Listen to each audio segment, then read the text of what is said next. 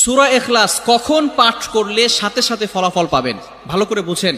সূরা ইখলাস হচ্ছে পবিত্র কোরআনুল কারীমের ভিতরে ছোট সূরাদের ভিতরে অন্যতম একটি সূরা। তবে ফজিলতের দিক থেকে সূরা ইখলাস হচ্ছে গুরুত্বপূর্ণ ফজিলত, এবং এই সূরাটা এমন একটা সময় আল্লাহ পাক রব্বুল আলামিন নাজিল করে দিয়েছেন যখন আল্লাহ রাসূল সাল্লাল্লাহু আলাইহি ওয়াসাল্লাম দ্বীনের প্রচার করতে লাগলেন।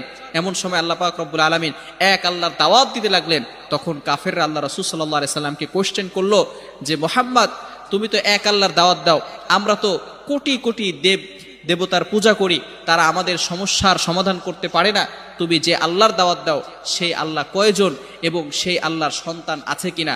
সাথে সাথে আল্লাহ পাক রব্বুল আলামিন এই কাফেরদের প্রশ্নের উত্তরে আল্লাহ রাসূল সাল্লাল্লাহু আলাইহি সাল্লামের কাছে এই সূরাটি নাজিল করলেন, কুল হুয়াল্লাহু আহাদ আল্লাহুস সামাদ লাম ইয়ালিদ ওয়া লাম ইউলাদ ওয়া লাম ইয়াকুল লাহু কুফুয়ান আহাদ। আল্লাহ পাক রব্বুল আলামিন এক, অদ্বিতীয়, এবং আল্লাহ পাক